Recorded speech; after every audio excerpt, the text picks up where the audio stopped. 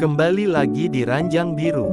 Di sini saya akan bercerita tentang kejadian yang pernah dialami oleh temanku. Beginilah kisahnya. Silahkan menyimak. Terima kasih. Pak Alan, jangan Pak. Jangan Pak. Tolong jangan lakukan itu Pak. Aku ini Ibu Prilly, bos kamu.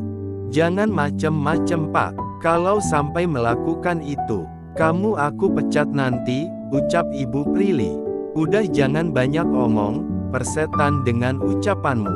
Cepat Po 4S-kan aku. Sekali lagi aku bilang cepat Po 4S-kan aku. Aku adalah Alansyah, umurku 35 tahun. Aku kecil dan besar di wilayah padat penduduk. Lingkunganku tinggal bisa dibilang zona merah, atau bisa dibilang tempat para berandalan. Karena pergaulanku di lingkungan zona merah. Sejak masa remaja kelakuanku memang sangat bangor sekali. Segala hal negatif selalu kulakukan di setiap hari-hariku. Mulai dari pemerasan, mencuri, mabuk-mabukan, narkoboy, berjudi dan main perempuan sudah kulakoni semuanya. Karena ingin menghilangkan perilaku burukku, akhirnya kuputuskan untuk meninggalkan kampung halamanku.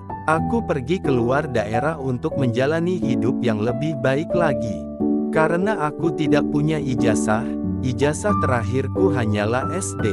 Selama 1 minggu aku hanya lontang-lantung di perantauan, mencari kerja kesana kemari. Akhirnya aku melihat ada lowongan pekerjaan supir pribadi. Dengan persyaratan orangnya baik dan jujur dan mau tinggal di mes. Aku secara cepat menghubungi nomor kontak yang tertera. Aku pun dijadwalkan untuk ketemu besok di kediamannya, untuk tanya jawab jam 8 pagi. Keesokan harinya, saat pagi buta aku sudah berangkat dan tiba di sana tepatnya jam 6 pagi. Aku sampai sana pagi, sengaja agar aku bisa diterima di tempat itu. Aku menunggu di depan gerbang, ditemani security yang sedang berjaga. Kulihat-lihat dari luar rumah, ternyata rumahnya sangat besar, dengan pagar yang tinggi, dan pengawalan yang sangat ketat oleh 3 orang security yang sedang berjaga. Sempat dalam hati kecil ragu dan berbisik, apa iya aku bakalan diterima kerja di sini? Sambil melihat pakaian yang ku kenakan hanyalah seadanya, yang sudah kusam dan lusuh. Saat ku melangkah menjauhi rumah itu, Pak Security memanggilku dan berkata, "Mau kemana Mas?" Aku menghampiri dan berkata, "Aku ragu Pak Security bakal diterima kerja di sini." Sambil melihat pakaianku dan berkata, "Saya lusuh begini apa iya diterima Pak?" "Tunggu aja dulu Mas, sampai Ibu nanti panggil. Ibu orangnya baik kok, dia gak memandang penampilan. Mas tunggu sini aja dulu ya, lihat nanti gimana keputusannya Ibu, bos aja." Dengar ucapan dari Pak Security itu aku pun menjadi sedikit tenang dan aku coba untuk menunggu panggilannya. Saat ku sedang menunggu di pos, tiba-tiba pembantunya membawakan kopi untuk Pak Security, aku pun juga dibawakannya. Pembantunya masih sangat belia, cantik, berkulit putih, berhidung mancung, bodinya oke dan berbukit besar dan montok. Dalam pikiranku, pembantunya saja begini cantiknya. Gimana dengan ibu bosnya ya? Pasti bakalan bohai blehoy ini mah ibu bosnya. Jam 8 pun tiba. Aku dipanggil untuk menghadap ibu di depan teras rumahnya. Ku berjalan mendekati dan sudah berada di depan ibu calon bosku. Sambil tersenyum ku ucapkan, "Selamat pagi Ibu." Dengan senyum manis ibu itu membalas ucapanku selamat pagi. Sesi tanya jawab pun berlangsung. Ternyata benar ibu bos ini wajahnya sangatlah anggun, cantik dan mempesona. Usianya mungkin sekitar 30 tahunan, pikirku. Bodi dan kecantikannya 3 kali lipat dari pembantunya yang tadi. Akhirnya aku diterima kerja, dan besok sudah mulai bisa bekerja. Hatiku sangat senang sekali. Pas security pun mengantarkanku. ke tempat yang akan aku tempati. Ternyata kamarku tidak jauh dari tempat pembantu yang membuatkan kopi tadi pagi. Aku menjadi makin semangat bekerja di sini, di mana banyak perempuan yang cantik-cantik di sini. Hari pertama kerja tiba. Aku berpakaian yang terbaik yang aku punya. Hari ini aku mengantarkan Ibu Prilly bertemu seseorang. Di dalam perjalanan aku diam saja, karena masih malu-malu. Dan hanya melihat HP penunjuk jalan. Maklum aku belum hafal jalan di daerah ini. Tiba di sana ternyata Ibu Prilly bertemu dengan seorang laki-laki, dia adalah seorang bule. Kami berangkat ke sebuah restoran. Tiba di sana aku hanya menunggunya di dalam mobil. Setengah jam Ibu Prilly telepon menyuruhku menjemput di lobi restoran tersebut. Kemudian menyuruhku mengantarkannya ke sebuah hotel berbintang di daerah itu.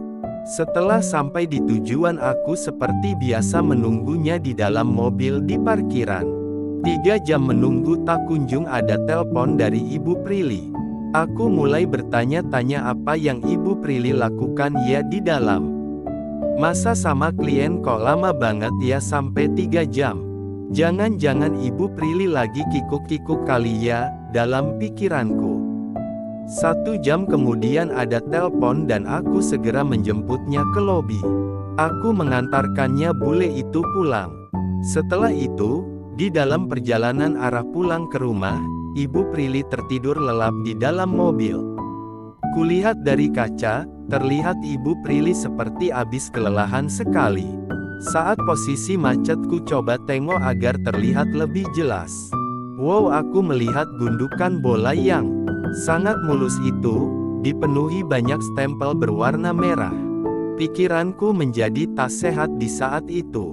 Sesampainya tiba di depan rumah, pas security dengan cepat membuka gerbang. Hari pertama kerjaku pun selesai. Sore itu ku melihat pembantu yang cantik itu sedang bersih-bersih di rumah. Dia bernama Dewi. Karena belum akrab, aku terus memandangnya dari kejauhan. Jujur wajah Dewi memang sangat sedap bila dipandang, apalagi kalau sampai kikuk-kikuk asoy geboy. Pasti pulen, legit dan mantap rasanya. Pikiranku menjadi kotor dan mengingat masa-masa laluku. Keesokan harinya kegiatanku sama seperti biasa, mencuci mobil dan mengantarkan Ibu Prilly bertemu kliennya. Yang aku bingung kenapa Ibu Prilly kliennya bule semuanya. Kenapa laki-laki semuanya? Setelah dari restoran pasti ke hotel berbintang. Dan di saat pulang di tengah perjalanan, pasti Ibu Prilly tertidur pulas seperti kelelahan sekali. Udah gitu pasti ada stempel merah di lokasi yang berbeda-beda. Tanda tanya besar pun terus membayangi otak dan pikiranku. Seminggu berlalu aku sudah akrab dengan pembantu dan security.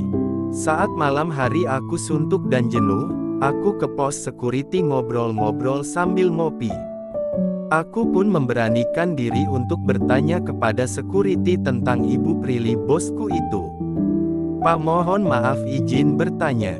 Kenapa ya klien Ibu Prilly kok bule semua? Udah gitu kalau abis dari restoran pasti ke hotel berbintang dan hampir 4 jam di sana.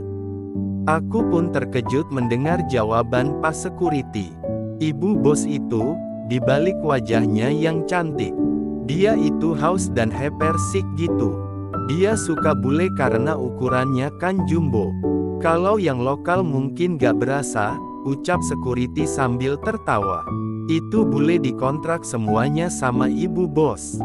Bule aja banyak yang nyerah dan memutuskan kontrak, karena tidak sanggup untuk meladeni buasnya ibu bos. Waduh, gawat juga ya Ibu Prilly ternyata, berarti kalau sama aku juga gak berasa kali ya.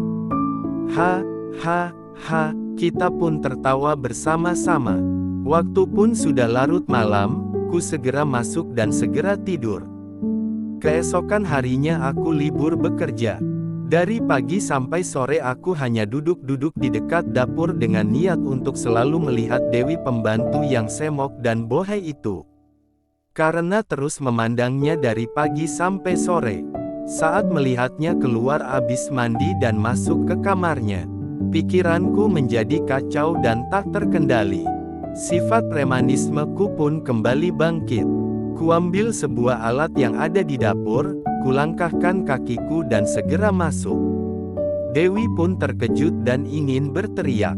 Setelah bernegosiasi dengan ancaman, Dewi pun menyerah. Akhirnya Dewi dan aku kikuk-kikuk Asoy Geboy di bawah ancaman dan sambil menangis. Selesai bercocok tanam aku berkata, "Terima kasih ya Dewi, awas ya kalau kamu cerita, kamu akan tahu sendiri akibatnya," tegas ucapanku. Setelah enak dan nikmat, aku meninggalkannya dan istirahat. Seminggu berlalu, Ibu Prilly mengajakku menemui kliennya di luar kota. Setelah bertemu kliennya, kita menuju ke sebuah villa yang sudah dipesan Ibu Prilly. Karena villanya besar, aku juga di sana bersamanya. Kita tiba di villa itu jam 5 sore. Inilah kesempatanku, dalam pikiranku. Cuacanya sangat dingin sekali.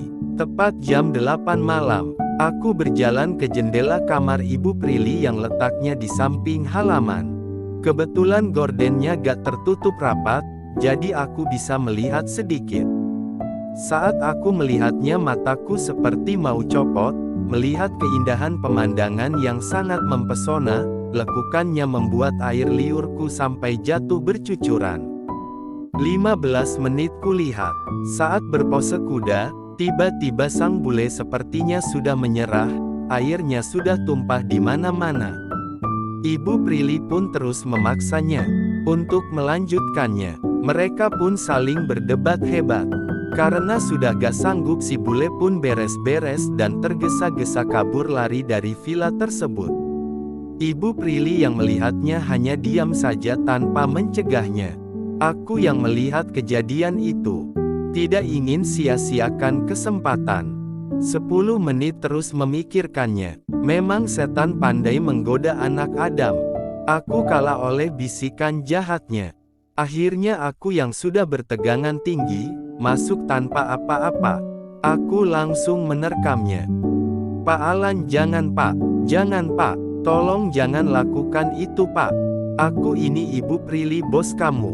Jangan macem-macem Pak, kalau sampai melakukan itu, kamu aku pecat nanti," ucap Ibu Prilly.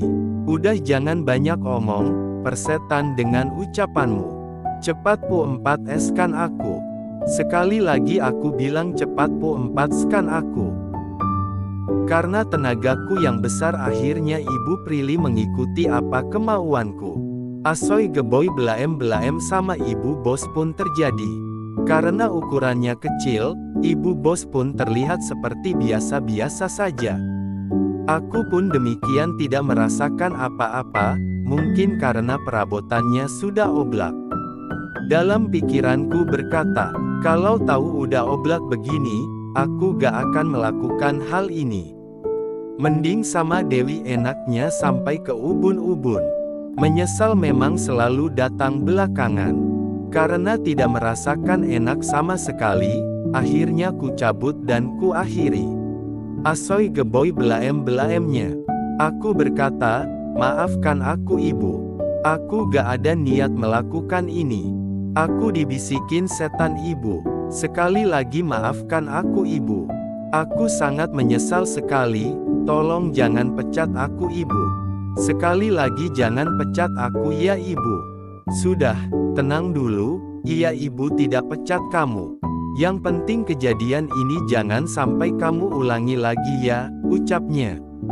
Aku pun mengiyakannya. Hatiku pun tenang, dan kita istirahat di tempat masing-masing. Pagi pun tiba, kita pun segera pulang. Sesampainya di rumah, saat turun dari mobil, aku terkejut tiba-tiba 2 orang polisi datang mendekat dan memborgol tanganku. Kukira Ibu Prilly yang melaporkan kejadian semalam kepada polisi. Ternyata Pak Security yang melaporkannya. Karena melihat data rekaman CCTV saat aku melakukan aksi Asoy Geboy belaem-belaem sama Dewi. Aku pun menjalani hukuman yang telah kuperbuat. Dan kisah ini pun berakhir.